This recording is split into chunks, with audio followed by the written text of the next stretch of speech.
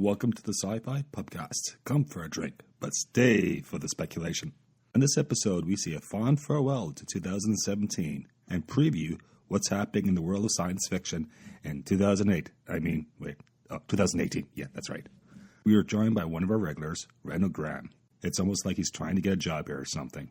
And note, I forgot to introduce Randal at the beginning of the discussion. I was distracted by what Derek was doing in the kitchen. So pour yourself a tasty drink. It's the new year, and it's going to be good. This is the SciFi Pubcast.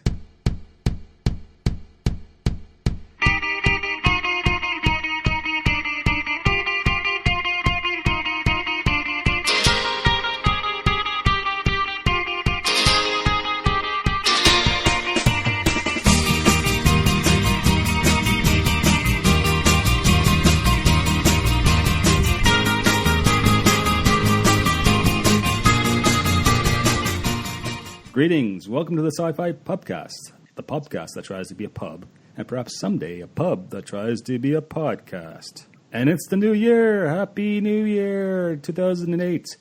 And we're going to be doing a preview of science fiction franchises and intellectual properties in 2008. It's going to be a great year. But before we get into it, let's see who's at the bar right now. And I'm looking over to my left, and I'm seeing Carrie, how you doing? I'm doing good. How are you? I'm just great. You know, it's 2008. I'm having tech issues. Life's great. It's 2018, actually. Yeah, that would explain it. Yes, thanks. Oh, thank God. I thought it was the time warp. I was like, is this a rerun? I don't remember us doing this that long ago. In some ways, I think we wish it was still 2008. But, yeah. That's probably why your tech isn't working. It's 10 years out of date. Yeah, it's a flashback to my second year of law school. Great. Okay, and who else do we have? We have Derek. Derek BB. How you doing, Derek? Howdy ho! Oh, God. How's the state of our kitchen? Well, it's a little cold at the moment, so now we're serving soup cubes. It kind of froze naturally on its own, and I figured just chop them up into blocks and sell them as ice cubes for drinks. Okay. Wow. Yeah. 99 cents each. Is this going to be like a happy hour thing, or maybe perhaps post-midnight celebrations? I don't know how the times work. I just make the food, Joel. All right. As your marketing manager, I suggest that you call it BB Bouillon. Yeah, where's the beef? Okay. Right. And echoes. We have echoes back. I'm hearing echoes, and I don't know why. And let's just see. No, the voices are only in your head. Yeah, God. Hopefully, I don't hear any echoes. Okay. You're here. Oh, man. Okay, so what we're going to do is, we're going to say sorry because we had some tech issues. We did a Christmas recording, but my Wi-Fi went down and caused havoc on our recordings and all that. So we apologize for missing a week with the show not coming out. But apparently, it was all baby sci-fi Jesus' fault. So otherwise known as Starbuck, right? That was a conversation that I missed. We were trying to decide whether baby Jesus was best represented by Anakin Skywalker or Starbuck from the BSG reboot. Oh, right. And which way did you come down on that? I think Anakin. Yeah, I think so. Okay, fair enough. Well, I'm doing okay. It's cold in Ottawa, and I was sick over the holidays, but now I'm feeling great. So I'm very optimistic for 2018, and the future is here. Yes, but before we we move on to the now, and look to the future, like say Luke Skywalker generally does. Let's just take a moment to think about 2017 as a year for science fiction, because we had a lot of great films and television shows and even literature that came out in 2007. Yeah, it's been 3 weeks, and this little film called Star Wars: The Last Jedi came out. That's pretty good, right? Yeah, that was pretty good. Yeah. Traumatic, but good. All right. Well, we had Blade Runner in 2017. We had Wonder Woman, Alien Covenant, Logan, Guardians of the Galaxy Volume 2, Thor Ragnarok, Spider-Man Homecoming, War for the Planet of the Apes, Kong Skull Island, and of course, Justice League, among many others. Did I miss any? Because I'm sure I missed a lot of Thor. Did you get Thor? I got Thor. Yeah. Oh, okay. Yeah. Beforelife, I think, is key. Yeah. Yes. Beforelife is very important. Everyone should read it. Yes, this is the problem when you make additions to the show notes and you don't tell anyone about that, because what happens is that they, no matter what, they will steal your jokes. Yes, Beforelife by Randal Graham, came out in 2017. Yes, television. Well, I have to admit, 2017 was a very strong year for television. We had a new Star Trek show, Discovery, which I haven't seen yet because I don't have CBS. What is it? Streaming, download? What's CBS it called? All Access. Right. You can watch it on Space Channel here in Canada too. Okay. I thought it was on Netflix for free in Canada. No, not in No, Canada. that's outside of Canada. Although I'm not sure if this is true, but I saw something where they were talking about if you were watching it on Netflix, you have the option to have the entire episode subtitled in Klingon, which I found amazing, and I'm kind of jealous of anyone who had it on Netflix outside the U.S. and Canada. Which makes no sense because there are no Klingons in that show. Yes, there were. They are purple Narn.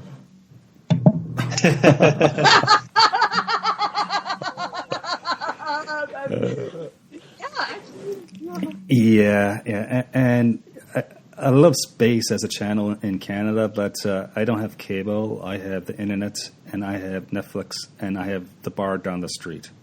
I'm Gotcha. trying to save the money, so. And each time I walk into my sports bar and ask them to put on some science fiction, they kind of look at me and tell me to go away. So they look at me funny. You have it? Yeah, it's terrible. So, what else? Okay, so in 2017 we had some great TV shows too. The Orville, no joke there. We had the Expanse season 2. We got a second season of Stranger Things, which I really quite enjoyed. Handmaid's Tale, if you want to get into some hardcore science fiction, social economic stuff going on, great. And my personal favorite is Twin Peaks and X-Files revival shows. And this is just naming a few of the TV shows that came out in 2017. X-Files was 2018. No, because it was just this Wednesday. Have I missed a week yet? And it came out to see. This is terrible. This is what happens when you work too much.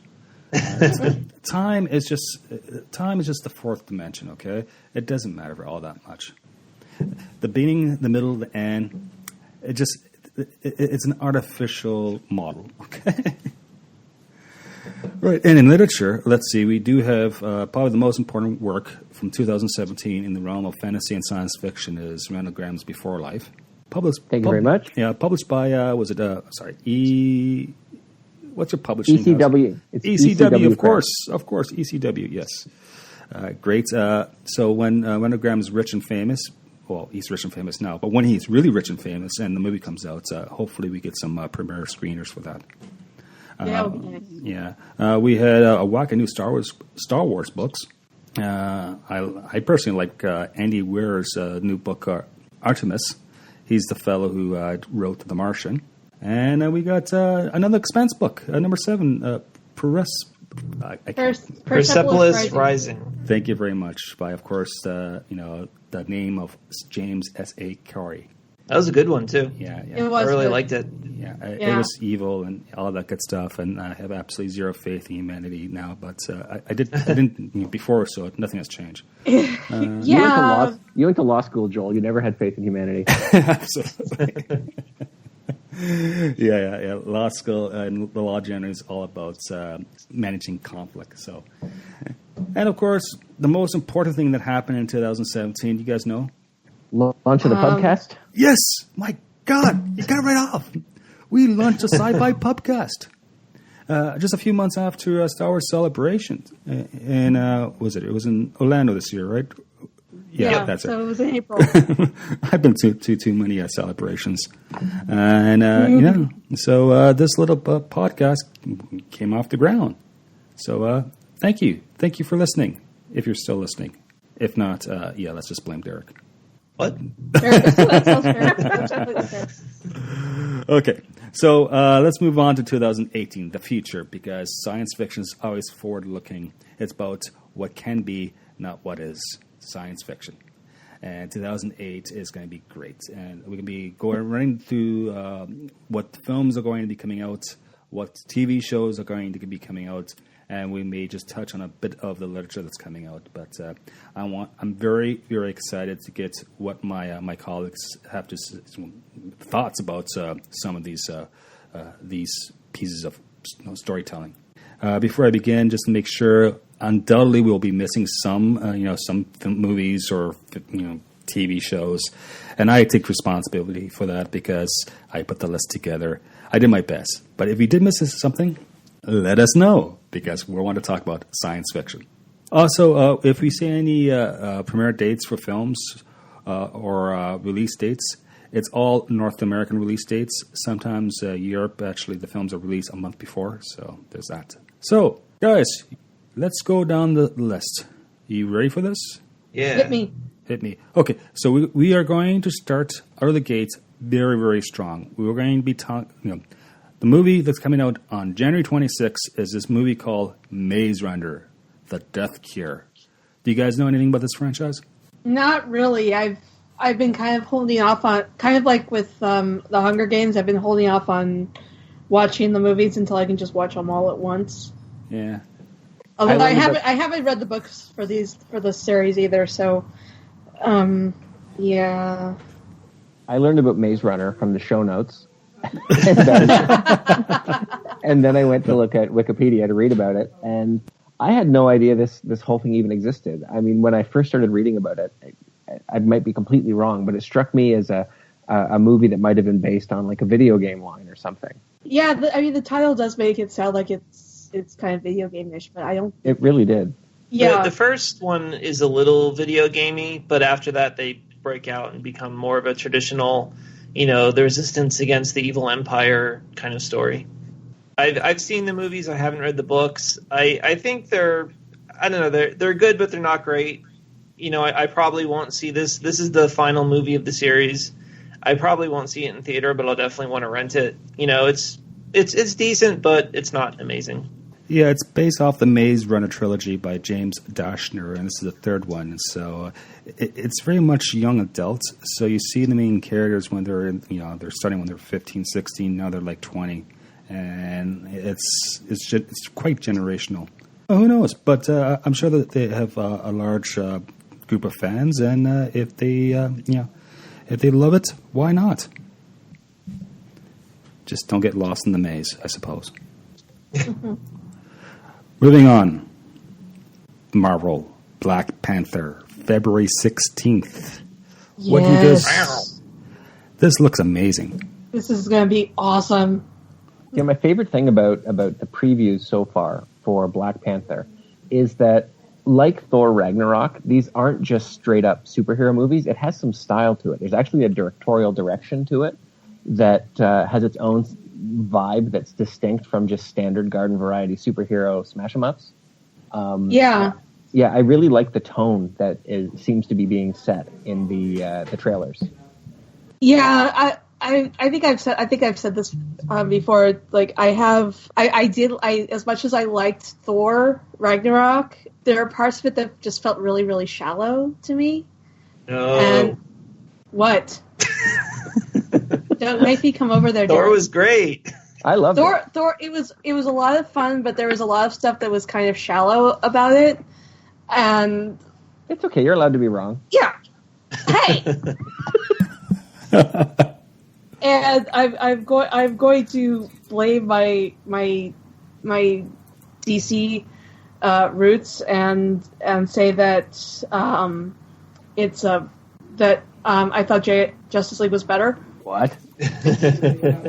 I'm a DC person by background. When I was a kid, I collected DC comics. They were my favorite. But I just don't feel like they've gotten the tone right in the DC universe yet. I like Wonder the darker Woman. tone. I like the darker tone for DC. I think it's an awesome kind of contrast to It's so weird, though. Like, growing up, Marvel was the one where people hated the superheroes, right? People hated the X-Men because they were mutants. In DC, everyone loved Superman. Everyone loved all of the superheroes, when I was growing up anyway. But now we have the cinematic universe where everybody hates Superman. I mean, they're coming around, but I just didn't expect Superman to be the big death toll movie. Well, okay, so, and I know we're getting back into, like, the past stuff here. 2008 again. I know we're going back. I know we're going back in time again, but because Superman is flying around the planet too quickly. Yeah, I was trying to wrap my head around going back to Superman when we were talking about Black Panther. Okay. Oh, sorry. It's a matter of tone. We can discuss that later. It's a matter of tone. But I think Black Panther looks amazing, and just on a fantasy geek level, I really like that they managed to get a Bilbo Gollum rematch into the trailer. Very nice. because that was just like, oh yeah, they're both in the MCU now. Great. I wonder if you can actually go and visit this kingdom in Africa called Wakanda. Am I saying that Wakanda. Right? Wakanda. Yes. Wakanda. Yeah. It's going to be a boom to tourism. I can tell you that. Yeah, I think I'm most excited from that movie about seeing what Wakanda is like, how they blend technology and sorcery, and all the cast list is amazing for that movie. They have so many big names in it. It's going to be really interesting, and of course to see how, in what small ways, it will lead into an Infinity War, because this is the movie before Infinity War. Yeah. Right. Yeah, I think it needs to give Black Panther its story and still lead into Infinity War, so that's going to be interesting. Yeah, I'm not a... Oh, go ahead. No, go ahead, Randall. Okay, I'm not a cultural anthropologist or anything, but one thing that I really love about the Black Panther trailer and the setup of the movie so far is they're really embracing the Africanness of it, or at least that's how it looks like to me. That was my favorite thing about the Luke Cage series, is they didn't try to make it just another sort of white superhero running around doing white things, or put a black guy in a white circumstance. They actually went with music that was appropriate to the neighborhood, to Harlem. They went with cultural reference points that were appropriate to the cultural background of the character. Yeah. And they're doing the same thing with Black Panther, which I think is amazing. Yeah, that I really like that they're doing that. Yeah, I enjoy the diversity, and by diversity I mean different stories, different cultures, trying to understand, because it's a big world, it's a big universe, and it's so many little interesting corners of it, and this is just great to see as a major Marvel movie. Yeah. And leading to, like you guys said, Infinity War, which is coming out May 4th. Mm-hmm. It's coming out on Star Wars Day? Yeah. Yes, that's crazy. It is. Yeah. It is crazy. But it's Marvel, Lucasfilm, they owned by Disney. Fair enough. Yeah. Well, Disney owns everything now. Yeah, Disney owns almost everything now. But it's kind of weird that they have Avengers coming out on Star Wars Day and not Solo. Yeah. Oh well. I'm sure they needed that extra 3 weeks to finish it. Yeah. Considering we haven't seen a single actual piece of footage of it yet. Yeah, no kidding. I don't want to get into the issue of which one shot first, because as soon as you start mentioning who shot first with Solo, people get upset. No. Probably. Han Solo shot. Period. I was going to say that. That's it. There was no shooting first. Han Solo shot. Done. Yeah, there's something about language and being exact with your words. Yes. Yeah, I don't know anything about that. No, not at all. So Solo actually opens up May 25th. Yes. So I'm actually looking forward to this, because I think it's going to be a lot of humor and, I don't know, lowbrow Star Wars comedy going on. What was the controversy around the direction of that movie? Wasn't it initially like too lowbrow, too comedic, and they booted a director or something, if I recall correctly? Yeah, they booted the directors because they weren't sticking to the script, and they were, I guess, improvising too much. Yeah, I heard it compared to Ace Ventura, the way it was coming out when they were first shooting it. And that scared the crap out of me because I'm not a fan of Ace Ventura at all. Me neither. And it's not Han Solo. Sacrilege. Well, Han Solo is not Ace Ventura. I agree with that. Well, it depends if he's using spice or not, right? But well, Lord and Miller are known for doing comedic movies like 21 Jump Street and the Lego Movie, and they're known for being very improvisational, and they want the actors to come up with new lines and redo scenes in the moment. And obviously, Lawrence Kasdan and Kathy Kennedy just wanted them to film the script as it was. And the weird thing is that they let it go that far before finally canning them and replacing them, because the movie was almost finished at that point in terms of principal photography. I think it was like 2/3, or maybe. Or I think they're only a few weeks away from finishing. I think they were less close to being done than Zack Snyder was for Justice League when Joss took over. Yeah, now we have Ron Howard at Happy Days. Yes. And he's obviously a safe professional choice. I'm sure he'll turn in a solid movie, but I do kind of wonder what the comedic version of the movie would have been like, because to me, a Han Solo prequel story, it should be funny. It should be lighthearted, but we'll see what we get. I'm excited no matter what, because it's Star Wars. Yeah. We skipped a few months of movies here. Yeah, we did. It's all right. We can We're go skipping back. around. Okay, well, let's stick with Star Wars, and at least an actress or actor that was in Star Wars back in the day. And let's talk about Annihilation. Thank you. And which has, of course, Natalie Portman. Yes. And Oscar Isaac. Yeah. Oh, that's true.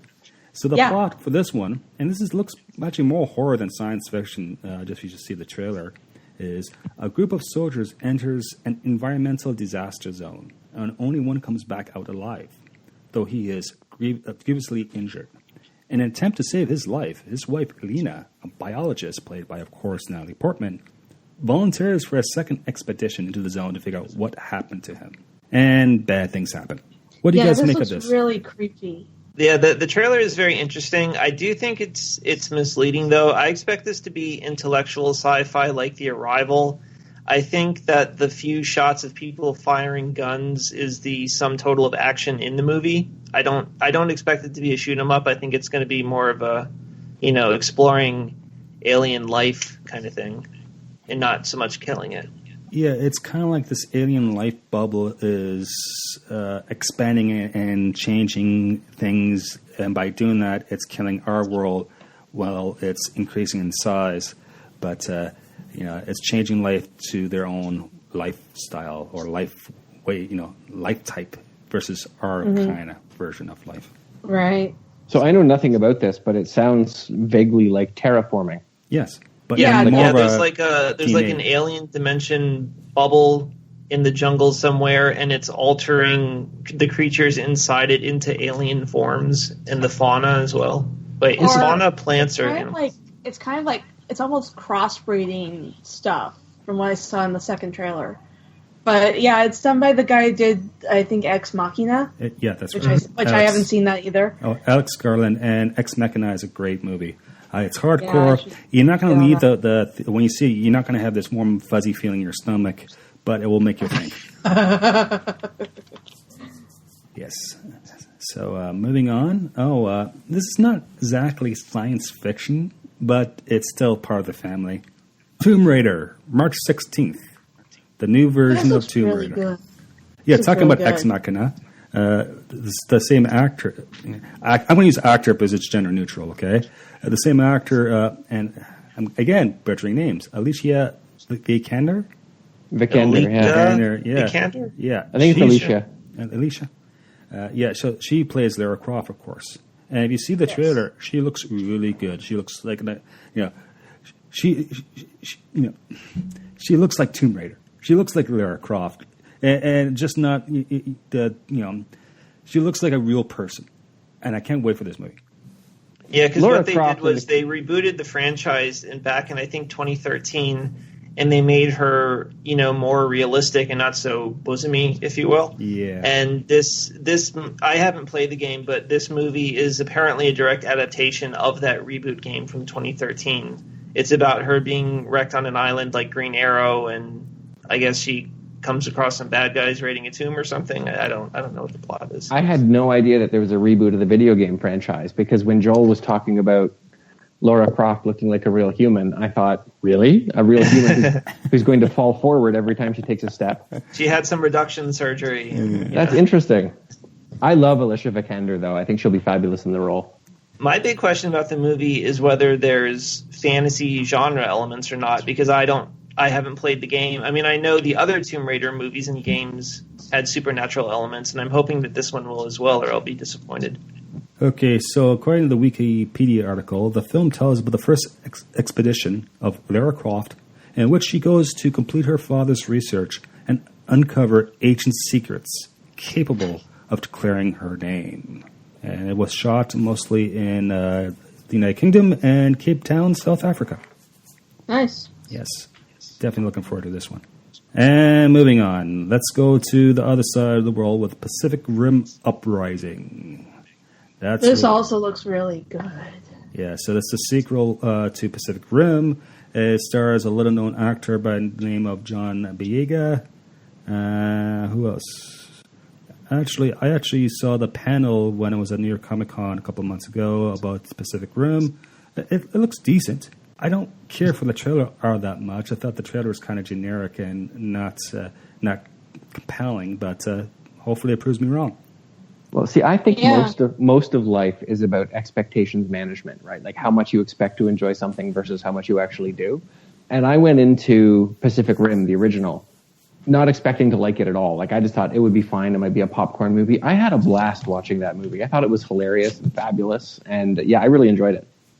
Well, and the first one was directed by Guillermo del Toro, and he does fabulous monsters. I mean, I know these are based. The monster designs are based off of a comic book for Pac-Man. No, they're original. They are? Yeah.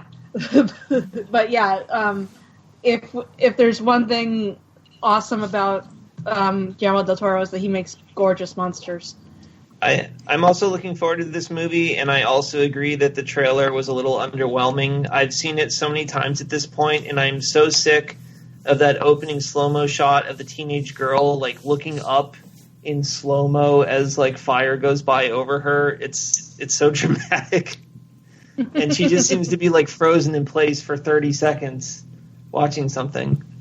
But I'm excited for the movie. Your attention span, Derek, is not the best. Well, see, that's the problem. It's about 30 seconds. So just having her standing there for 30 seconds, I'm done at that point.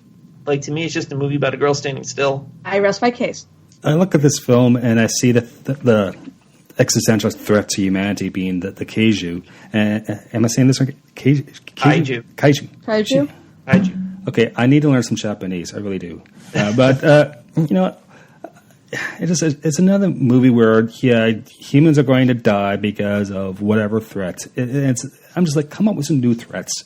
I'm kind of tired about the alien threat, about the monster threat, about the disease threat or the asteroid threat. These aliens are coming from above. They're coming from a portal in the ocean. That's new. Oh yeah, they're from another dimension. They're from another dimension. They're coming up from the sea. They're not coming down from the sky. Yeah, but can we negotiate? Can we send them a fruit basket as a welcoming gift? Apparently not. Earth? Well, the seawater would ruin the fruit before it got there. So yeah, they're in the middle of the Pacific Ocean. There's all that salt. Doesn't really go with fruit. Yeah, I'm looking forward to Joel's movie, Invasion of the Friendly Aliens. It's all about diplomacy and treaty signing. I watched Cocoon last night from 1985, the Ron Howard movie. I haven't seen that in 30 years. It's actually pretty good. Yeah, I like that film. Yeah, it aged very well. I liked it and the sequel.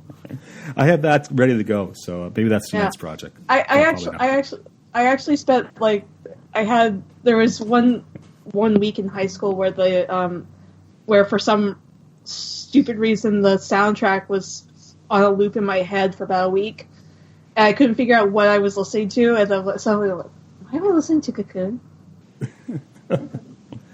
Yeah. With the bad synthesizers from the 1980s. Like half the soundtrack is keyboard. Oh, it's awful. But speaking of the 1980s, our next Wait, film... Joel, before you do the next one? Yes. I caught a hole in your list. On March 9th, A Wrinkle in Time by Disney Pictures. Yes, you missed that one. Oh, what is that? It's a children's novel, and it's about science fiction and tesseracts and other worlds. Oh. And it the stars fifth Oprah and Oprah, Chris Pine. Mindy Kaling, Reese Witherspoon. Zach Galifianakis. This looks like, wow, I cannot wait for this movie. Really? Okay, cool. Yeah. See, Joel and I are at an age when we don't want to watch movies that have the word wrinkle in the title. Aw. Yeah, I might have a birthday next week, so okay. Yeah. See, I don't know. I don't know what your curriculum is up there, but I know I had to read it in 6th grade. I eventually read the entire 5-book series, which was also really good. But the first book is really amazing.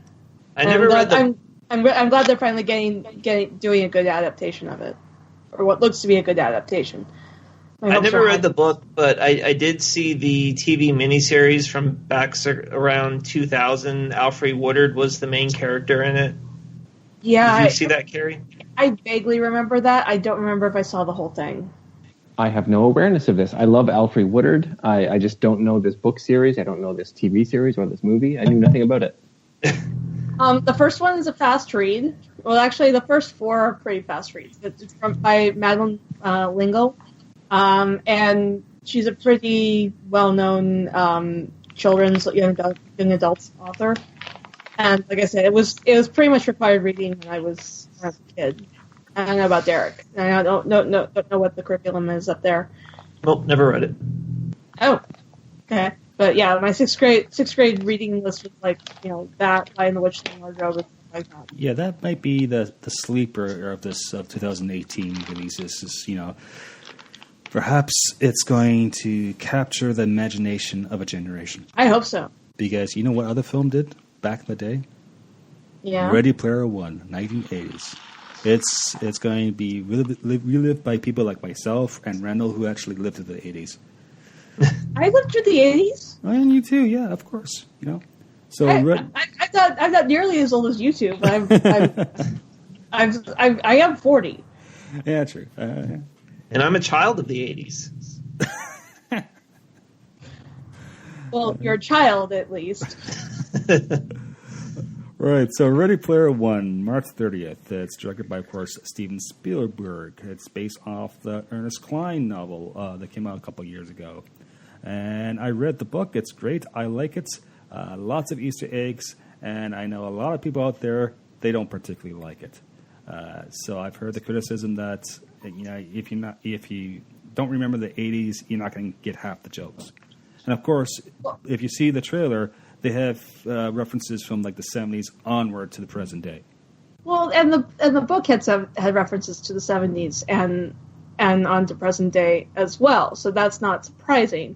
I've heard a couple of people argue that basically this movie is by someone who lacked imagination to come up with anything original. And to that I say, that's great. You're wrong. Well, okay, quite frankly, there is nothing original left in terms of storytelling. But that is true. It's how you tell the story that makes it interesting. That is true. With this one, it's going to be the whole, young adult or adult person who is from the local trailer park, so to speak, who makes good and does good things. Mm-hmm. Yes. It finds the way to proceed and go on his hero's quest. Oh, so it's The Last Starfighter. Yeah, exactly. That's our motto, the sequel. It's actually more like Willy Wonka set in the Matrix. Yeah. It needs more Rush soundtrack, more Rush tunes. Yes, I agree. Yeah, definitely. The one problem that I had with it is that the kids appear to be typical young, attractive actors, whereas in the book they're, fat, unattractive. Isn't one of them? Doesn't she have some kind of she's crippled and in a wheelchair or something? No, she has a. I don't want to spoil anything for people who haven't read the book, but it seems they're ignoring all that. Later. Yeah. Well, that's Hollywood, right? It's not real life. But still, and there is a point where Wade does get himself in shape eventually, at least in the book. I don't know about, again, I have to wait for the movie. Yeah, but he's clearly thin at the very beginning in the introductory scene. He's thinner than I would have thought him to be at that point. But, we'll see. Yeah. We'll see. Regardless of how original or not it is, I'm really looking forward to it, and I'm even more looking forward to having it on Blu-ray so I can pause every scene and count all the characters in the background. Yeah. But yeah, it should be great. It should be a lot of fun. Maybe not very deep, but a lot of fun. I just keep wondering if we're going to see an X-Wing or Serenity somewhere in the background at all. Well, that's a good point, because one of the questions about this film is how much did the Warner Brothers pay for the intellectual property rights of all these different intellectual properties? They have everything. Do you have an answer to that I doubt question? they'll have anything. You have a number? Because they're competitors.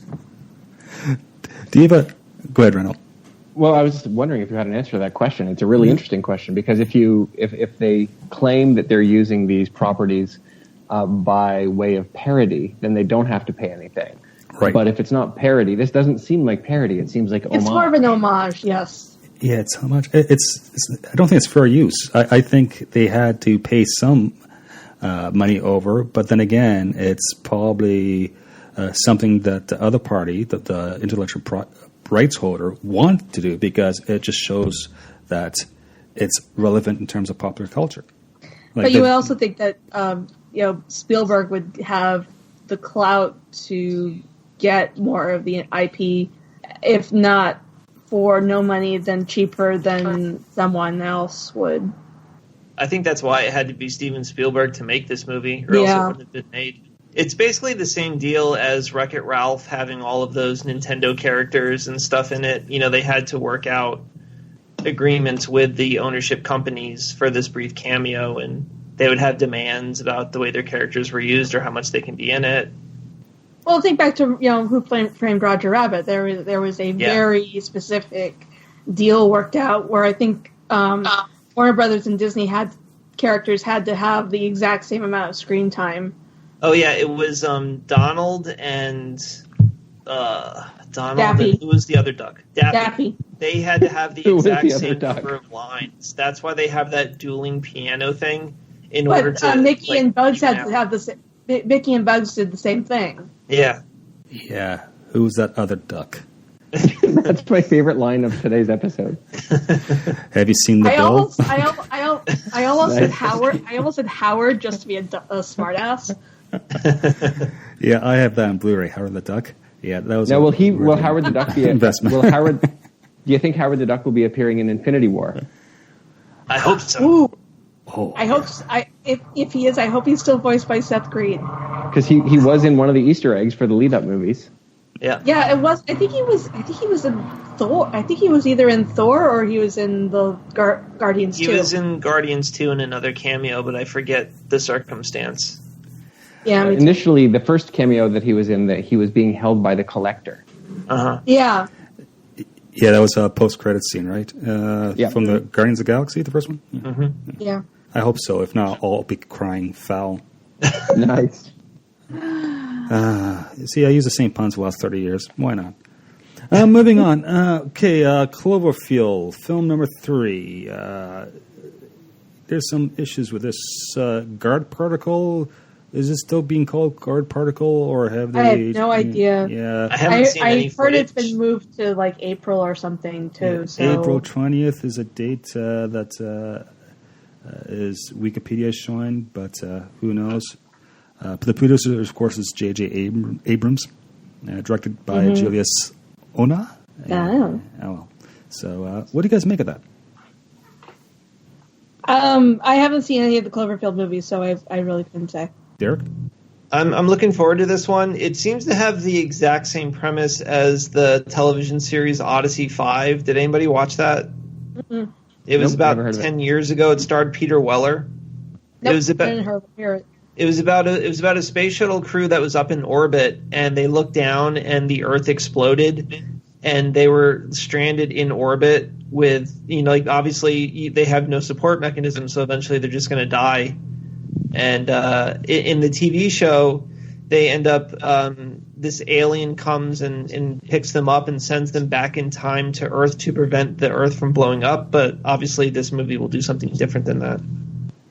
But it sounded very similar at the beginning. That sounds cheerful. Yeah, but it had Peter Weller. He's cool. I've seen the first Cloverfield movie. It wasn't my thing. I didn't particularly like the shaky camera aspects to it. The second one, I've seen bits and pieces of it, but I've read reviews. I know it's a very good movie. It's just I don't particularly like these types of suspense thrillers. If the third one has more of an intellectual bent to it, I'll be all over it. I can tell you that. Yeah, I'm with Joel on this. I saw a big chunk of the first Cloverfield movie, and it just struck me as the Blair Witch aliens, and I wasn't that interested. No, it was Blair Witch Godzilla. God. Yeah, fair enough. Frightening. But you know what else comes out on April 20th? Hitler's birthday. A lot of marijuana. Yes. And something that's not actually in the show notes, and it's completely unrelated to science fiction, so I'm going to take some liberties here. It's going to be the premiere of Super Troopers 2. You know What's Super that? Trooper? Are you sure about that, Meow? Yeah. Broken Lizard. They crowdsourced the funds to actually shoot this movie. I may have donated some money to it. That one. I know nothing about this. Super Troopers. it was a cop movie from 20 years ago, comedy movie. Nope, don't know it. And it's coming out at 4/20, hence the joke, April 20th. Nice. Okay. Obviously, this is the wrong crowd. Moving on. I saw it, Joel. Thanks. Rampage is coming out April 20th as well. Rampage. This one looks insane. I love it. Is there a trailer for this? Yes. Yes, Oh, I there is a haven't trailer. seen that. Yes, it's so awesome. So This Yeah, is all based off I of know a- is it's The Rock and there's like monsters, so I'm in. This is based off a video game that is actually very, very good at helping to relieve stress if you are in the mood to just be a big monster and destroy stuff. It's it was great. classic. Even I played that video game as a kid.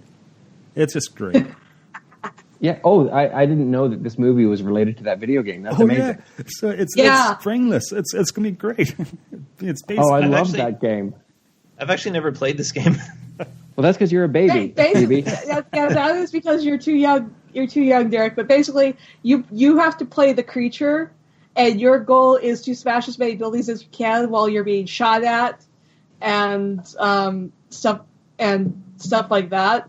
But you get to, if people fall out of the building, you get to reach down and eat them, which is also really fun. And I sound like a complete psycho right now. Oh, I'm very excited. I had no idea. I didn't look up this movie, and I had no idea that it was related to that game. That game was nuts. The game was insane. I tried to live my life based off of that video game. That explains so much. It does explain a lot. Yeah, and it's The Rock. He can't go wrong with The Rock. So Yeah. but you know what you can go wrong with? Mm-mm. Very, very morally questionable superhero called Deadpool, as in Deadpool. Oh, I number love 2. Deadpool. Coming out June 1st. This looks like this is gonna be so good. And So this is excited. where we earn our X rating, okay? Go for it, guys. The reason I'm so excited for this is because Cable is in it, and when I was a kid, I loved Cable and the Cable Deadpool comic book, and the pairing of those two is going to be the ultimate straight man, crazy man comedy pairing. Oh, it is going to be so good. I'm just waiting now that Disney has the rights to Deadpool. I'm just waiting for the Spider-Man Deadpool crossover. Oh, God. Well, this is another movie. That's going to be really sticky. Nice. This is another movie that had one of those director controversies because the original director was having creative differences with Ryan Reynolds when it came to how the movie was supposed to play out. Now, in my limited experience with this franchise, my view is whatever Ryan Reynolds wants, you should do because he embodies this character so perfectly. He was born to play this character. When they tried to take control away from him, we got the Deadpool of the Wolverine origin story, which was atrocious.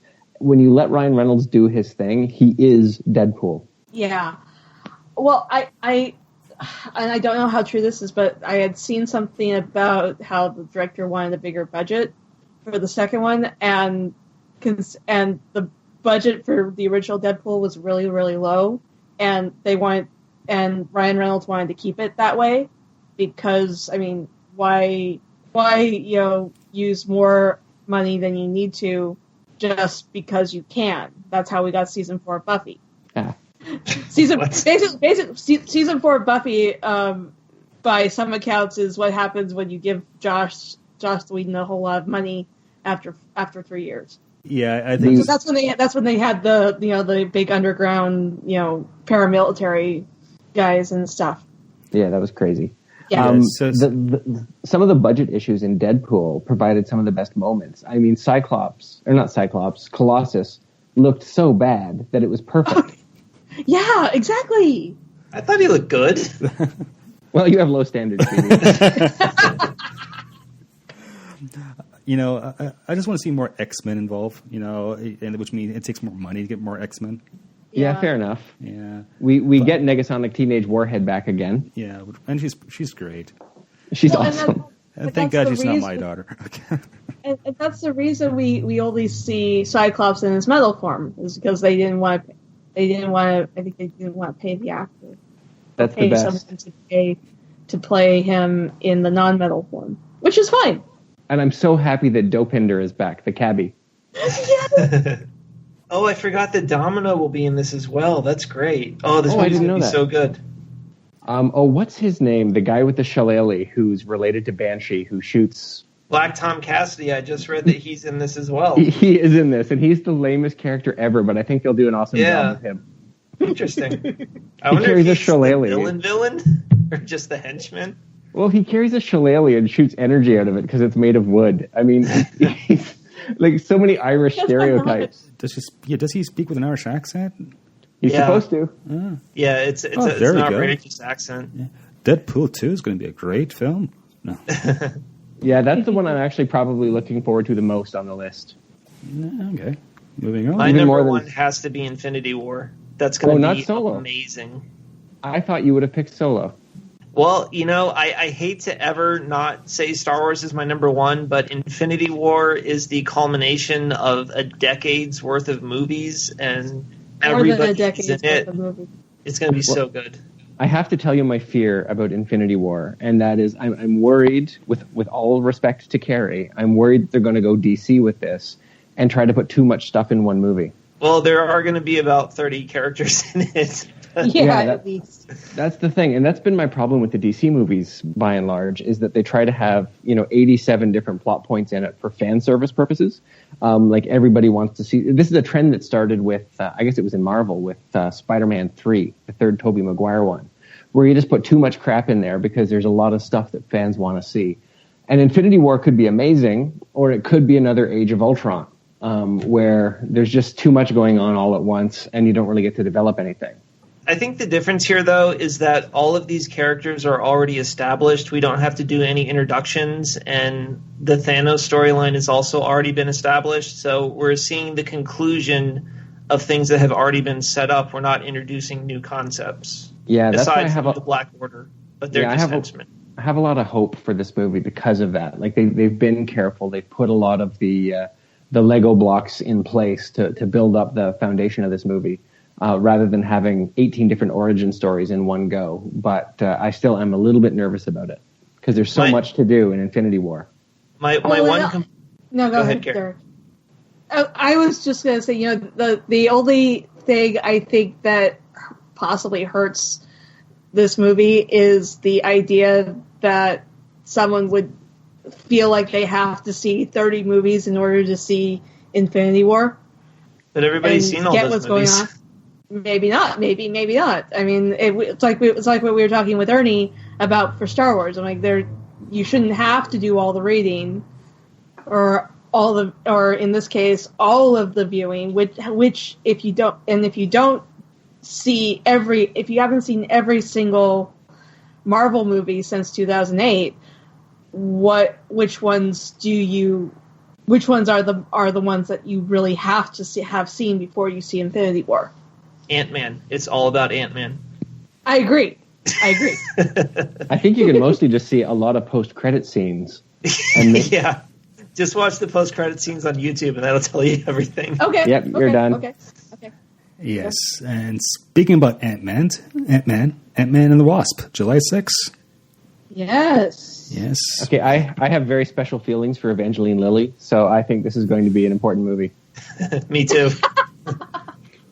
I love the original Ant-Man, so this one I'm really looking forward to.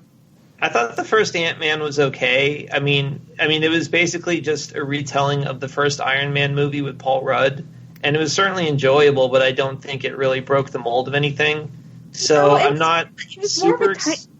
It was more of like a small heist movie. It's like you don't actually have to have seen. It's like this is one of the movies you probably don't actually have to have seen to understand all of what's going on in the MCU. But after this one came out after Civil War, yeah, Ultron. After Ultron. So after all the big stuff that happened in Ultron, having this little tiny heist movie as a follow-up was kind of a nice, change of pace.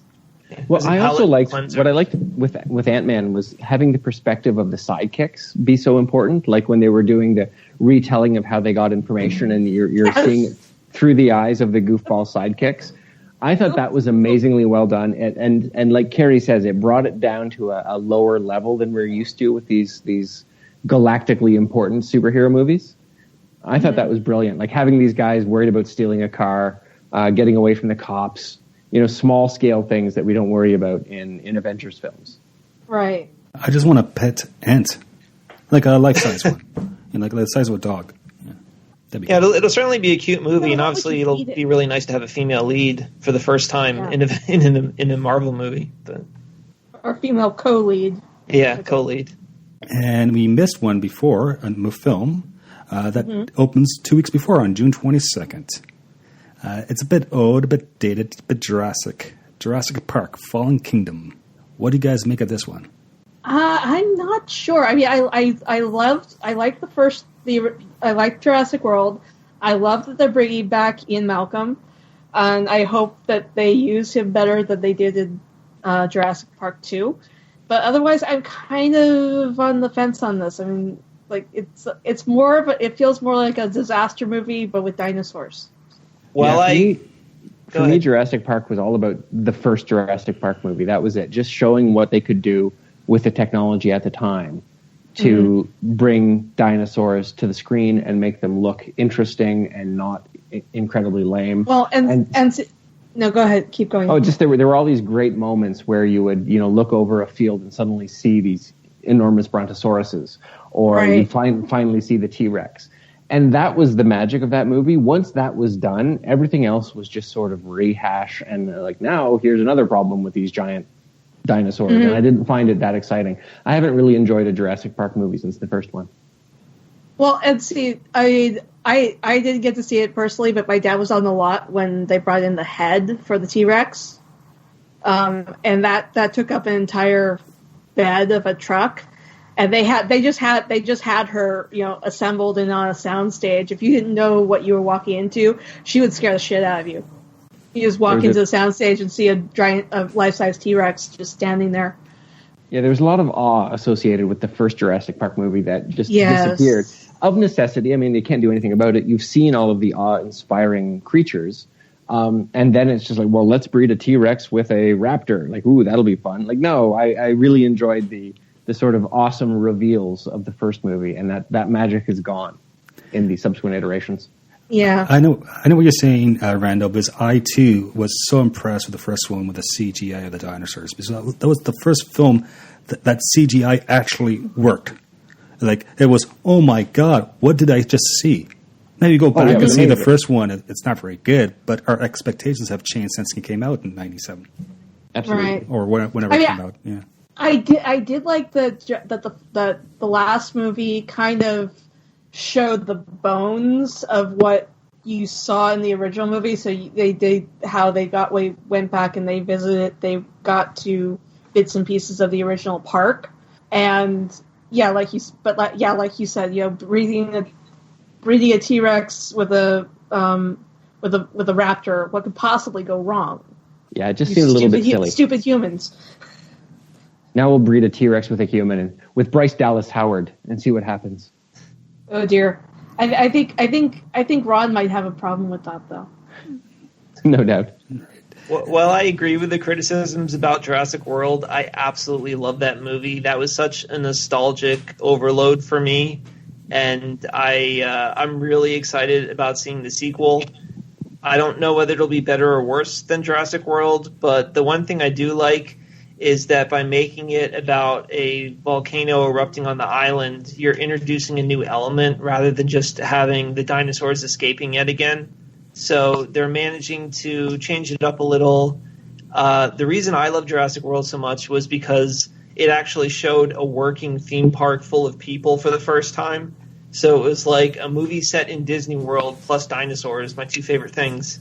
So I obviously the theme park will not be operating in this movie, so I don't know if I'll like it as much. But yeah. I think it's good that they're trying to come up with something different while not also doing something silly. Like they actually did have a movie planned at one point where raptors were actually trained to act like humans and respond to commands for the military. We saw hints of that in Jurassic World, but they were planning on outright doing it, and the raptors could even talk in English and stuff, and that would have been a little much. Yeah, that sounds a little weird. Yeah.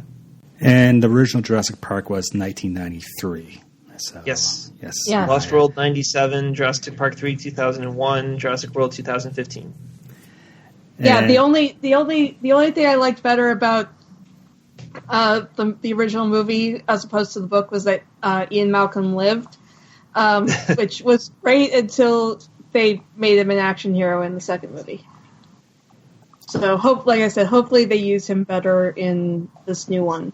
Well, you know that they actually brought him back in the second novel as well, even though they said he died in the first one. They said that he survived his injuries in the second book. No, I didn't know that. I haven't read the second one. Yeah, he's in the second book. Oh, okay. Yeah. Well, the second movie was great because I got to watch them kick a 76 ball down a street in my hometown because the quote unquote area of San Diego was actually up in Burbank. Right, moving on. Oh, before we get out of July, Joel, I have one other one to add. July 20th, as of now, Alita: Battle Angel comes out, which is based on a manga series.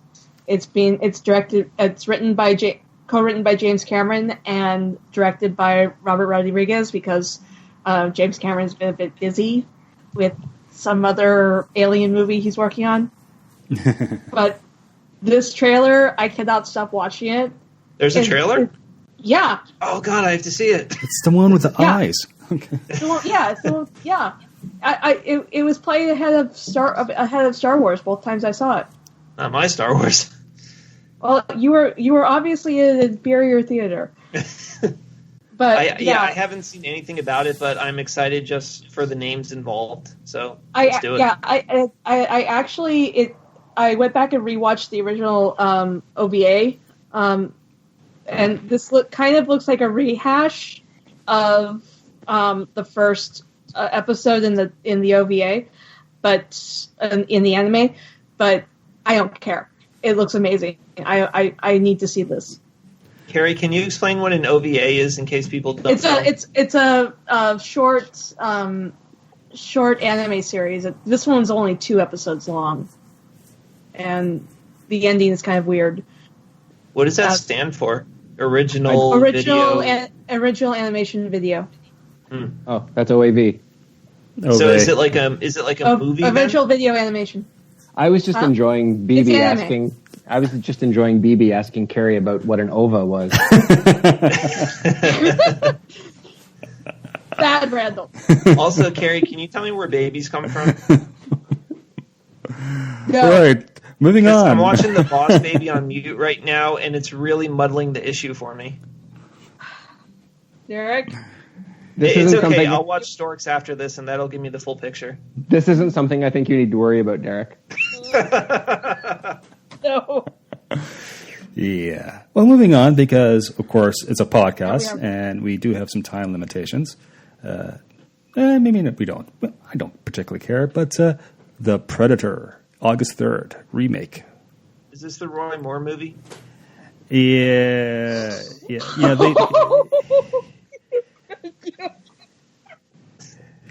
I missed something there. I said, is this the Roy Moore movie? Oh, nice. Nice. Yeah. It's funny. It's a remake of the original Predator. And the thing is, it's been in the can for like 6 months. They've sat on it for a year before they're going to release it. That seems to me a bit odd. No, it does. This happens sometimes. Yeah. I think that there have been a couple of other ones. I don't remember the names off the top of my head. There have been other movies where I've sat on them for like a year or two. Yeah. Yeah. So I love the original Predator. I thought it was just a perfect movie.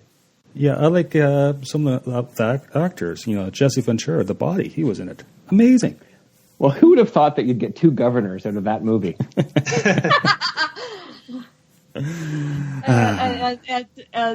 Yeah, I haven't seen the original Predator. But Oh my What? God! no, I know. Oh my I God. was too young when it came out, and it just never hit my radar. So, Carrie. I will correct this eventually. I have a lot of shit to watch right now. They actually made a Predators movie back about 5 years ago, and it was all right. I mean, it wasn't amazing, but it was pretty decent. Yeah, well, they also did Alien versus Predator. Yeah, those are. Although they did that was a comic book too, so I'm not completely surprised about this. Yeah, it doesn't have anything to do with the comic book, though. I think I have to watch Predator again tonight.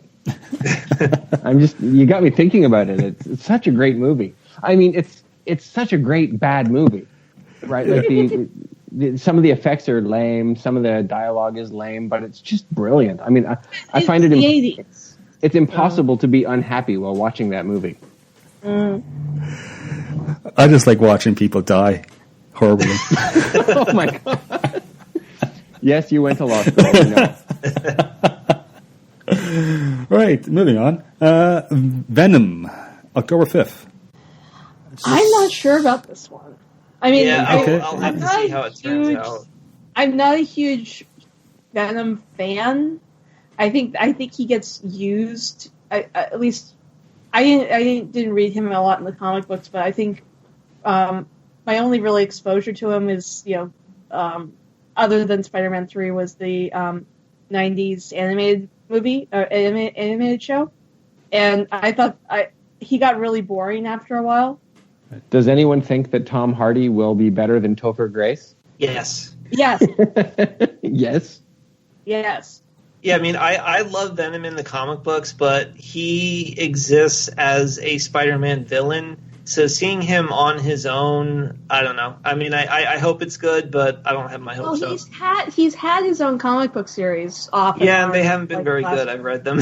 Oh. Stop trying to poison the waters with this movie. Yeah, Derek. I love the symmetry of having the same guy play Venom and Bane. That's perfect. Yeah, I do like that. That's amazing. How about X-Men Dark Phoenix? November 2nd. You know what? I didn't know this was coming until I saw the show notes, and so I went and read up on it. I'm really excited about this. It also raises the same fear I had about Infinity War, because the Dark Phoenix saga is not really something that lends itself to a 2-hour movie. Right. And so that's the problem that they had with Age of Ultron, right? Which essentially became the weekend of Ultron. Well, it's kind of it's in part. Sorry, go ahead. In part, it is kind of part of the problem they have with the with Last Stand, because that's the last time they did Dark Phoenix. It was changed greatly, but I mean they tried to do Dark Phoenix 10-ish years ago, and nobody liked it because it wasn't that great of a movie. Now I don't hate it because while it wasn't the greatest movie in the world, I thought Kelsey Grammer as Beast was amazing. That was great. And spot on casting. But yeah, I think I'm one of the few people I know that doesn't hate Last Stand. Yeah, I don't mind it. I like parts of it. I mean, parts of it are very good. Like you said, Kelsey Grammer's Beast. But yeah, it was just so rushed. They had two different movies crammed together, and there wasn't enough time for either one. And that's what I'm worried about with the new Dark Phoenix too, because there's so much in it. Like, they are bringing in the whole story of the Shi'ar Empire.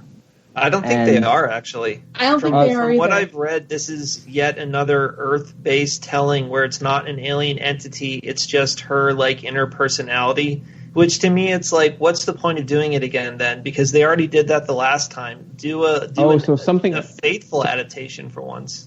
Something I was reading on the internet, and you can trust everything you read on the internet, suggested that the Jessica Chastain part in this movie was going to be related to the Shi'ar Empire. So that may be wrong. I did read that she's an alien shapeshifter, but I mean, obviously they're not going to other planets. She's not going to blow up a solar system. It's not an ancient cosmic entity possessing her. And to me, that's the whole point of the story. If you just have her like on Earth, having a dark personality, what's the point? It's just Mean Jean Grey. I just hope they don't kill off Cyclops this time. Like, seriously. I know the actor had to get back to Superman Returns when they were filming The Last Stand, but that was kind of a waste. And the thing I really wanted to see in Last Stand was I wanted to see all 5 original X-Men on screen all together at the same time, even if one was fighting the other 4. And they killed Scott at the very beginning of the movie, so that wasn't going to happen. Yeah, I'm not a big Cyclops fan.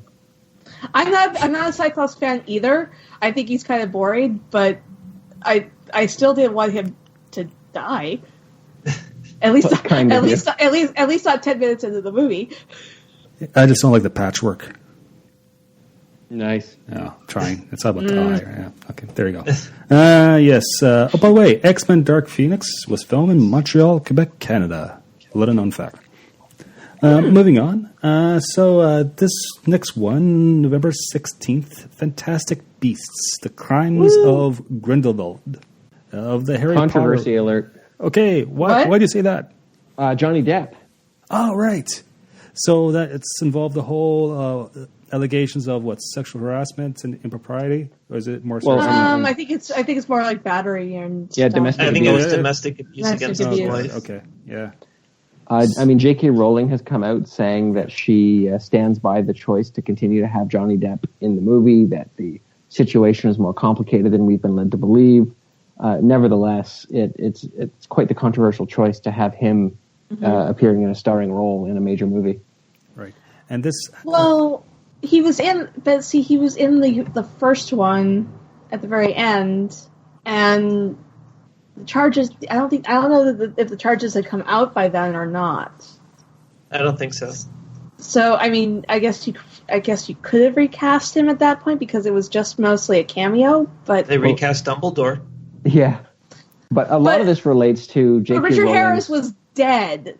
That's you can't bring him back from the dead to do 6 more movies. Yeah, he's not Grand Moff Tarkin. Exactly. But I think they a lot didn't of have this the technology back then either. They didn't have the Resurrection Stone yet.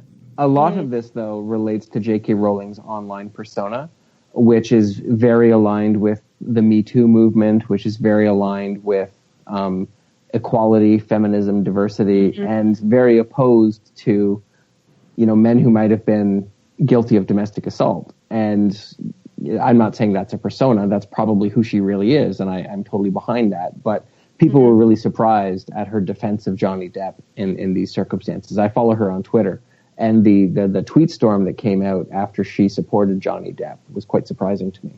Well, I've heard that part, but unfortunately, I can't speak to this as well as someone like my best friend does. But apparently, her there is an issue with her lack of research with regards to Native American history and stuff.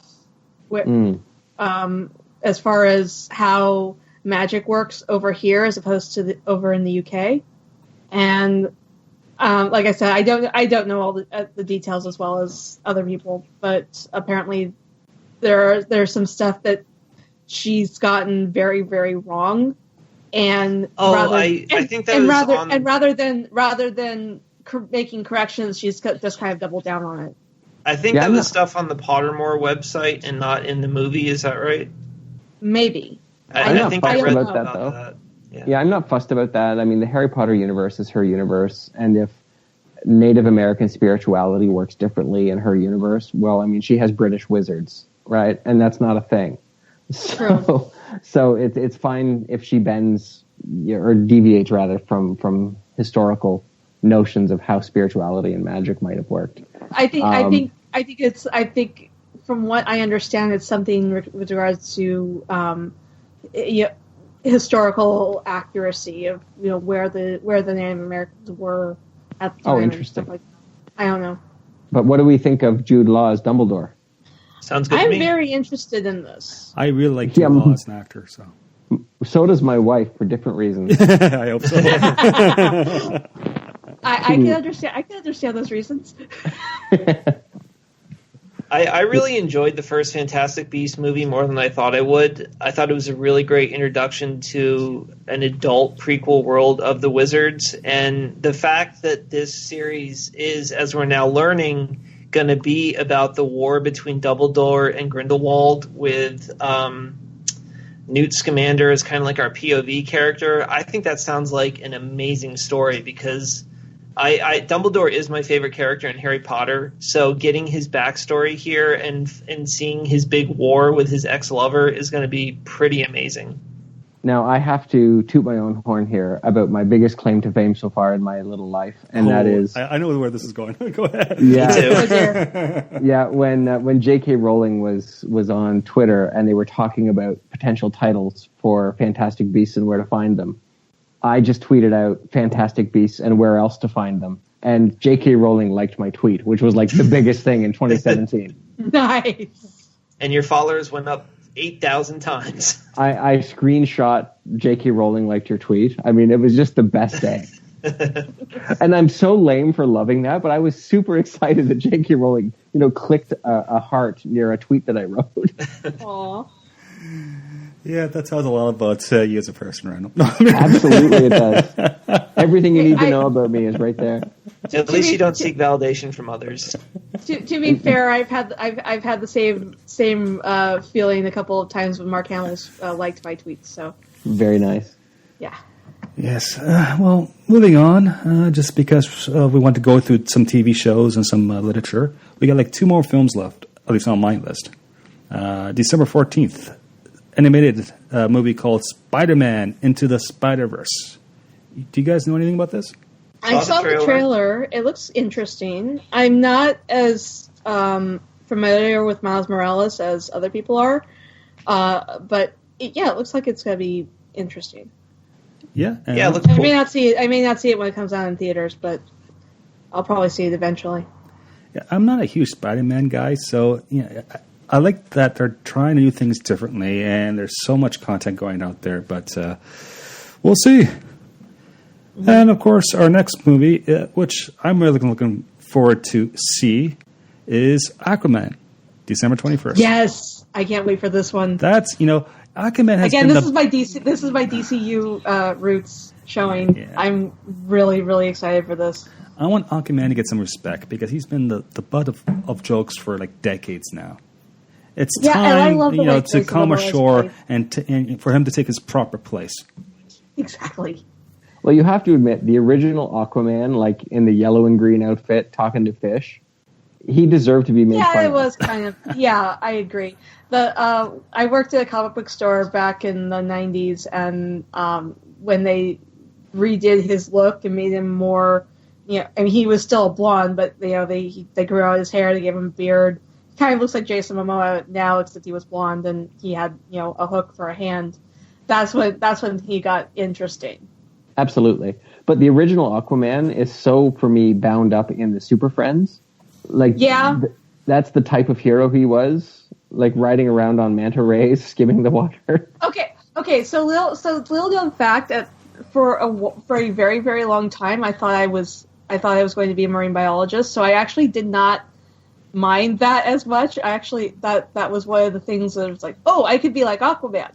Great. I was 10. But, oh well.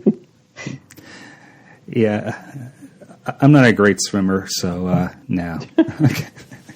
But yeah, I like the new Aquaman. I like Jason Momoa. I thought he did a great job in Justice League. I like I haven't read the new Aquaman comics, so I don't know how true this was to the comics, but I like the attitude they gave him. I like the method of speech that they gave to him. I thought it was really cool and a departure from the old Arthur Curry from Super Friends. Yeah. That's still not the way he is in the comic books. It's still a different version. Yeah, I like it. Joel, I have a couple of quick hits at the end of December that you didn't have. Go for it. Mortal Engines. It's not directed by Peter Jackson, but it's written and produced by him. And it's a young adult sci-fi series. It's about like these cities that roam across the countryside. So it's like a city on wheels, and they eat other cities. I saw a trailer for it. It looks pretty cool. Yeah, it looks kind of cool. I'm not familiar with this series at all. So. And coming out December 21st against Aquaman is Bumblebee the movie, the first Transformers prequel. Oh no! Oh dear! I can't believe they're putting that against Aquaman, because it seems to me like those two are just gonna devour each other's box office returns, because they're both not guaranteed hits. They're both from popular series that have had bad entries lately.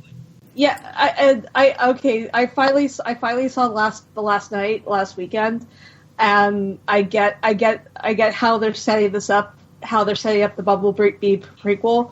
I appreciated how much fun Anthony Hopkins appeared to be having when they made the movie, but if they were going to go that far off the rails with it, they needed to use the dragon more.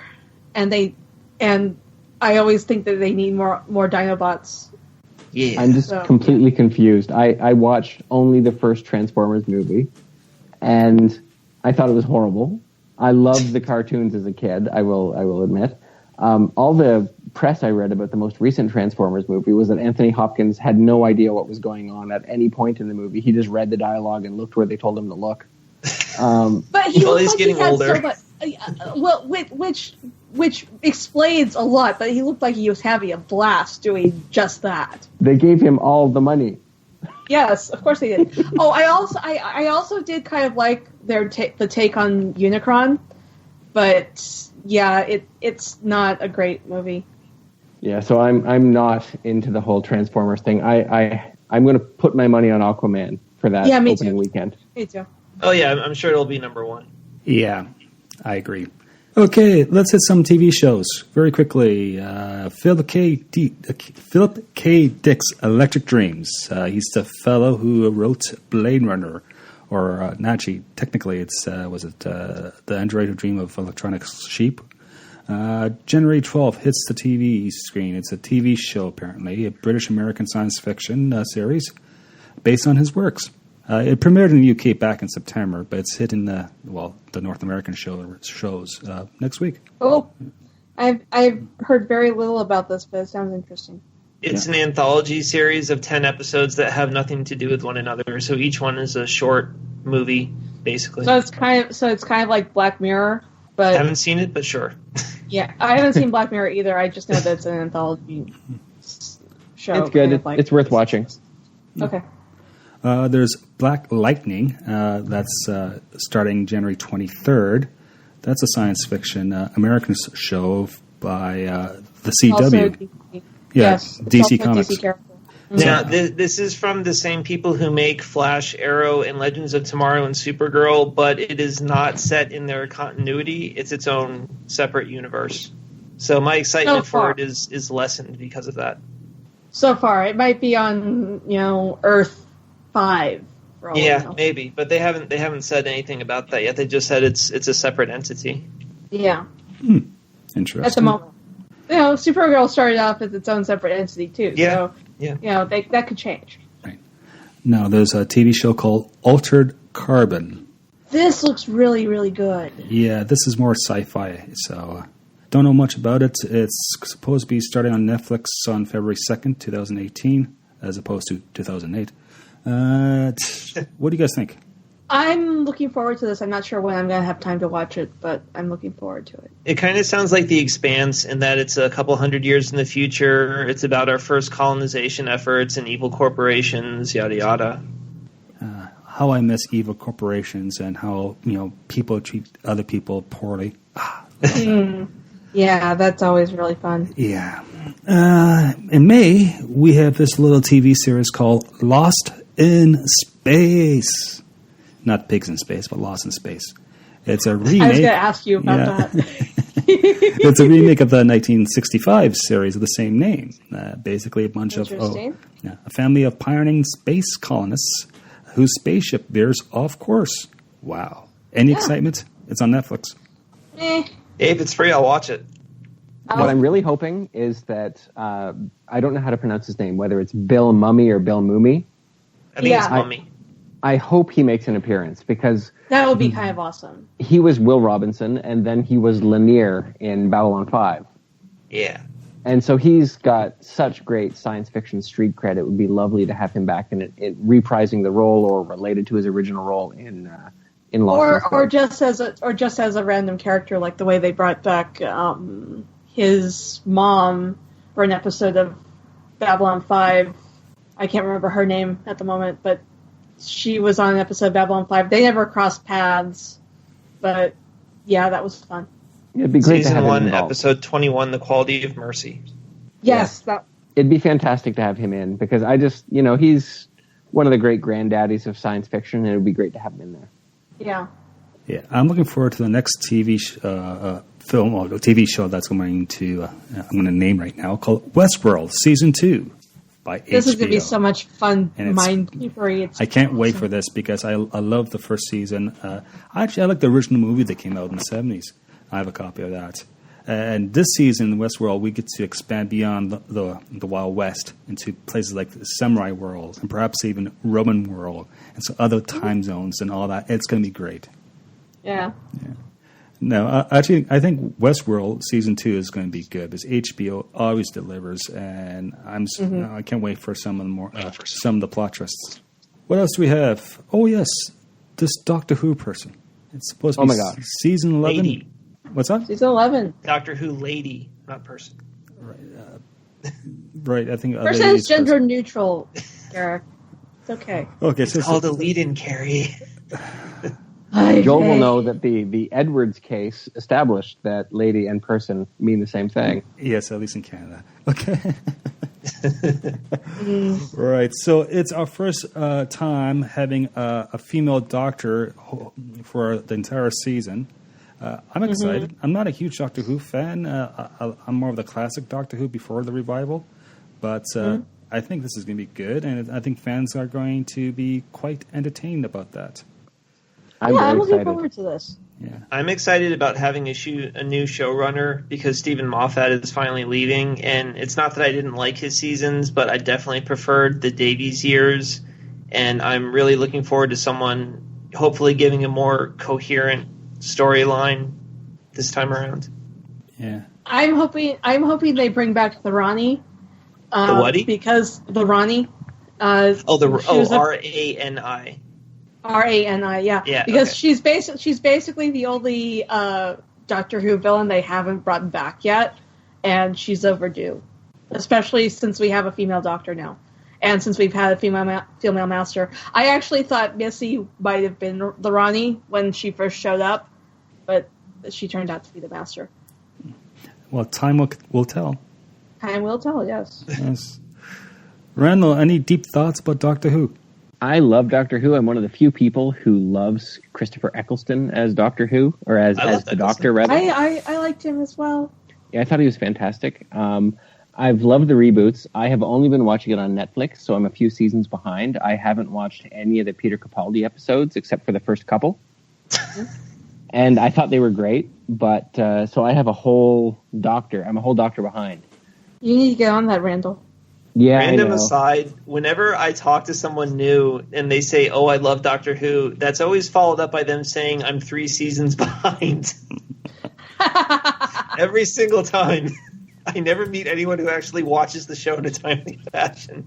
Well, no, I only watch it on Netflix, so I'm only as up to date as Netflix allows me to be. But I've watched the early Chris Eccleston episodes several times. I mean, I love Billie Piper as the companion. I loved Christopher Eccleston. I thought he brought a darkness to the Doctor that we hadn't seen before. I mean, we occasionally see snippets of a darkness to the Doctor, but I love it when that comes out, and I thought he brought it more frequently.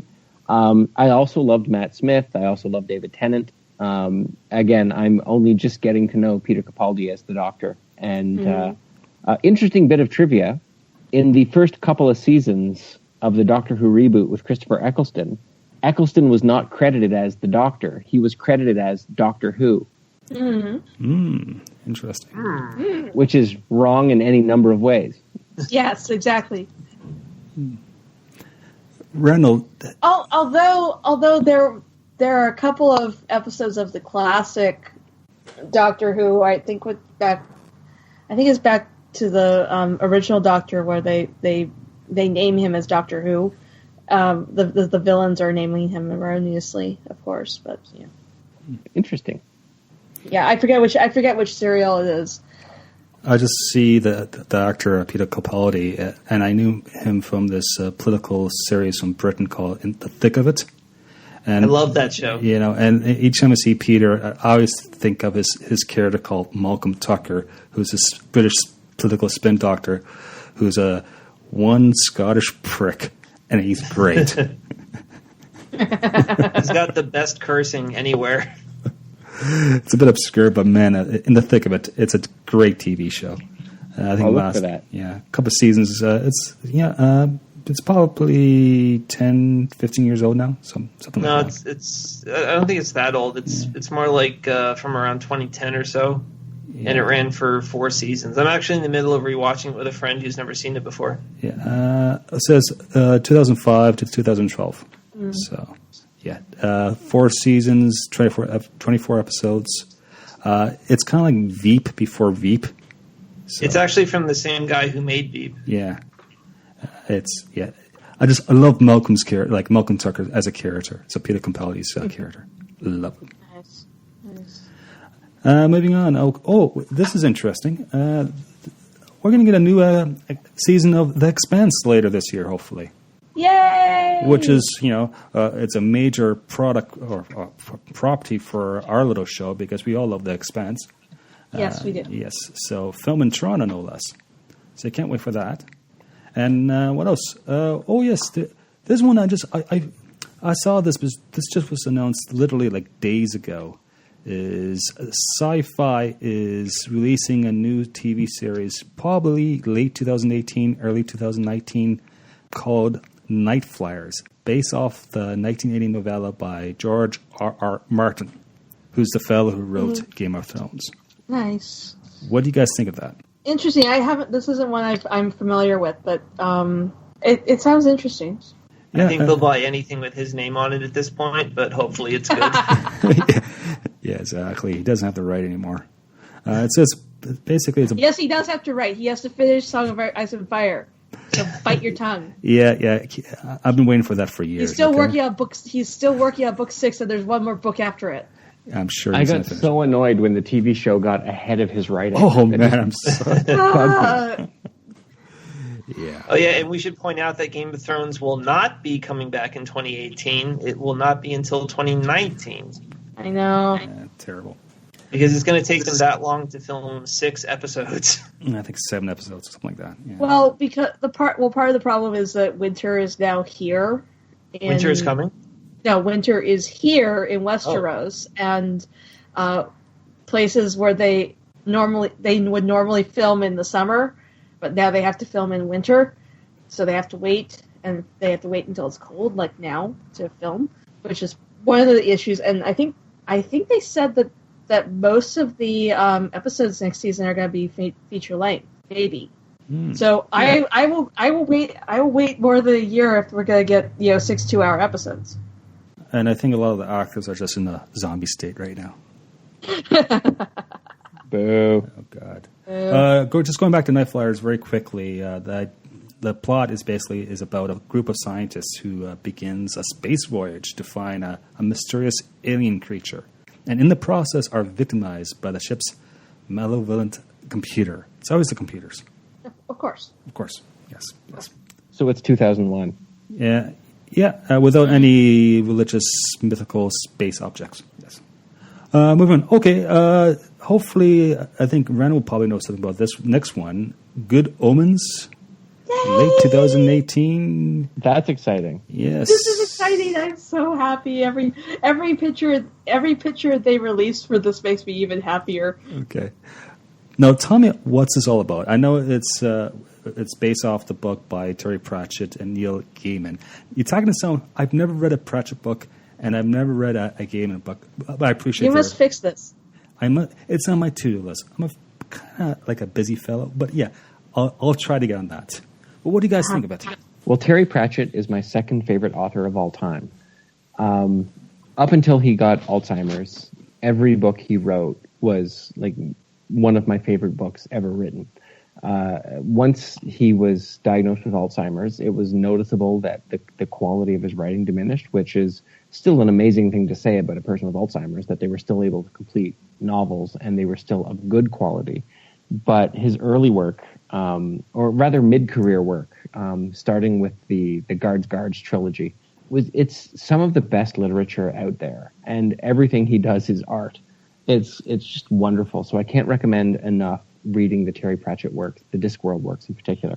They were a major influence on Beforelife. I was listening to the audiobooks of the Discworld series when I had the idea for Beforelife, and I can't recommend them enough. And his collaborations with Neil Gaiman are brilliant, and I couldn't be more excited for the release of Good Omens. What about Pratchett's stories intrigues you? Is it the characters? Is it the absurdity? Is it just the irreverence? What? Like, I'm trying to lay my finger on what really makes his stuff works for you. Well, he's very explicit about the purpose of satire, where he talks about Discworld as not only a world but a mirror of worlds. The whole point of Discworld is to point at the foibles of our universe. Right? Like, it's a universe that has magic. It's a universe that has all sorts of crazy, fantastical things going on. But all of the same political issues that we have, all of the same interpersonal issues that we have, all of the same basic issues of just trying to get along in society are amplified through the existence of magic and fantasy and, other crazy plots that we couldn't have in the real world, that really just emphasize the issues that arise in our actual world. And a lot of his books, some of the ones that I like less than the others, relate to specific socio-cultural phenomena that we have in our world. Like, he has one called Soul Music. It's just about rock and roll. And he has a number of books that just relate to freedom of the press, the Moist von Lipwig series. But what I love is how Pratchett uses satire to explore political issues in a way that's fun and interesting without hitting you over the head with a hammer of politics. And they're hilarious. I mean, his writing is beautiful. It's funny. It's insightful. I can't recommend them enough. I think I've said that about 5 times, but it's true. I think this is a very good omen. Nice. Yeah, no, seriously, my best friend handed me the first book in the Discworld novel series, and when I handed it back to her, I was just like, this is the most screwed up blind role-playing game I've ever read in my life. And she's like, well, so you want the next one? I'm like, yes, please. Well, two of Terry Pratchett's books, Night Watch and Thud, I can't read them without crying a little bit when I hit the climax of those books. Like, they're so good. I've read each of them like 6 or 7 times, and I've listened to them on an audiobook form a number of times. And really, like, there's this well of emotion that arises when you hit the climax of each book. They're just brilliantly written. They're really the perfect books. Mm-hmm. Yet I still say he's my second favorite author because nobody can touch P.G. Wodehouse. Which is a great segue into our shtick on literature in 2018. There's only a few books that's on the list for us in terms of science fiction. I think the most important one, of course, is, The Last Jedi Star Wars novelization by Jason Fry, March 6th. What do you think? Yes. Yes, I think that's going to add some fuel to the fire in terms of the Star Wars community discussions. I'm not sure why they're waiting until March, but I'm sure they have a very good reason for it. Spoilers. That too, yes. I think they were just concerned about early copies of the book getting out and spoiling the movie. Maybe. Because with the prequels, the story was mostly already known, so they didn't care if they released the novelization early. But with these, but TFA was released as an ebook the day it came out, so I'm not sure why. An ebook doesn't get sitting around on bookstores for weeks before the movie comes out. Oh, true. Yeah. I just hope it explores the motivations of the fish nuns. I like those fish nuns. Yes. I can't wait for the novel about them. I can't wait for the video game. Eventually there will be porn of the fish nuns. Yeah, I'm sure someone has some fetish about that somewhere. Moving on. There's porn of it. Yeah, put that on the scale. Okay, we also get a bunch of Star Wars books, right? Probably the main one is to be Thrawn Alliances, the second one in the Timothy Zahn series. That's hitting June 26th. Yay! Yeah. Thrawn Vader team up, yay! Yes, and I haven't actually had time to read the first Thrawn book. Yes, I'm behind in my reading. I admit that. I blame Michael Duncan, the history podcaster, for the Storm Before the Storm. It's all his fault. So there's that. And what else? Oh, William Gibson, one of my favorite authors from back in the day. He helped coin the term cyberpunk and the whole cyberpunk genre. He is a sequel to his 2014 book called The Peripheral, and the sequel is called Agency, and that's hitting sometime this year. We're also getting an an expense novel. It's not named yet later this year. So it's the one expense novel every year, and I love that. So I can't wait for that. Number 8's going to come out. Yeah, we have two more, and then we can find out how much hope I still have for humanity after the last 2 novels. Yeah, 7 ended on a really great cliffhanger too, so I'm really excited for the next one. Yeah, that cliff. Yeah. Just when I thought I wasn't freaked out enough by the villain in books 5 and 6, we come up with the villains in book 7. Yeah. Yeah, that book really did not go the way I thought it would, and I'm really excited to see where it continues. It definitely grows on you. And of course, we're going to get another book from the Red Rising novels by Pierce Brown called Iron Gold. That's the number 4 in the series. I quite like the series. Definitely a lot of philosophy influences on it from the Greek and Roman stuff. Go read it. Good short little series called The Red Rising novels.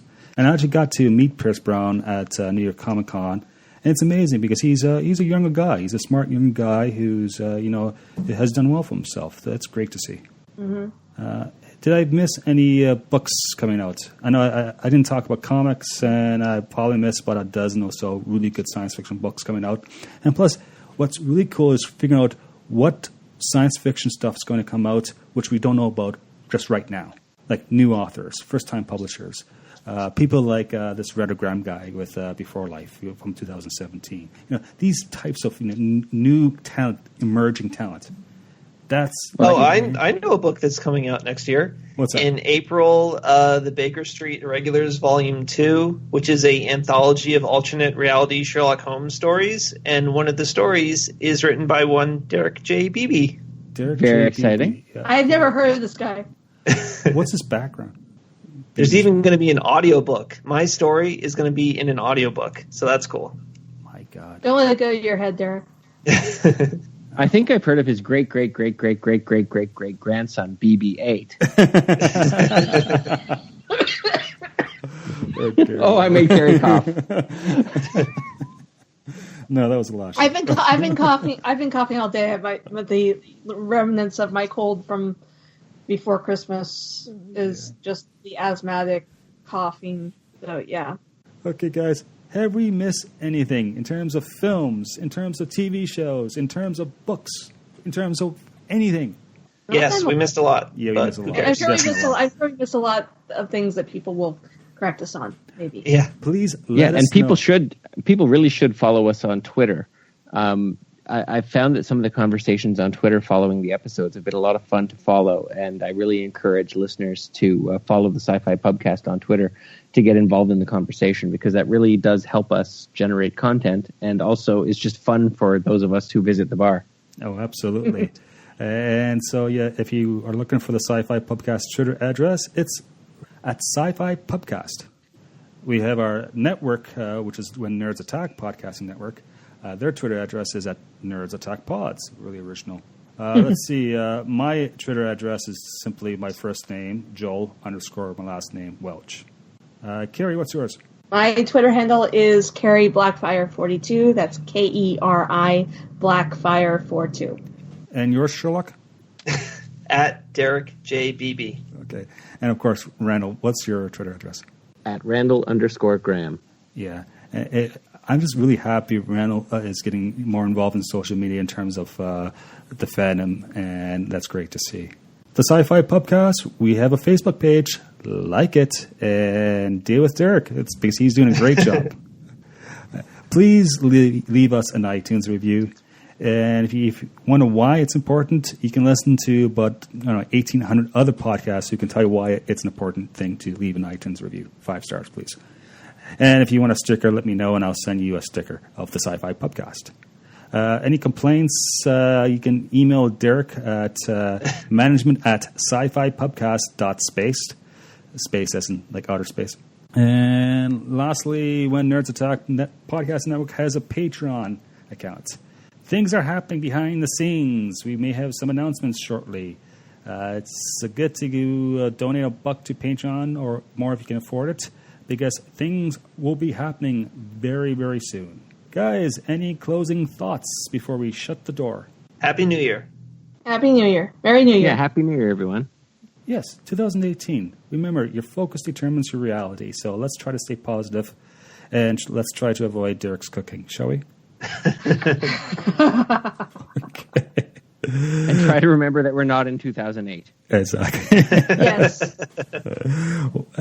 And I just wanted to, from a personal note, thank you, dear listeners, for all your support.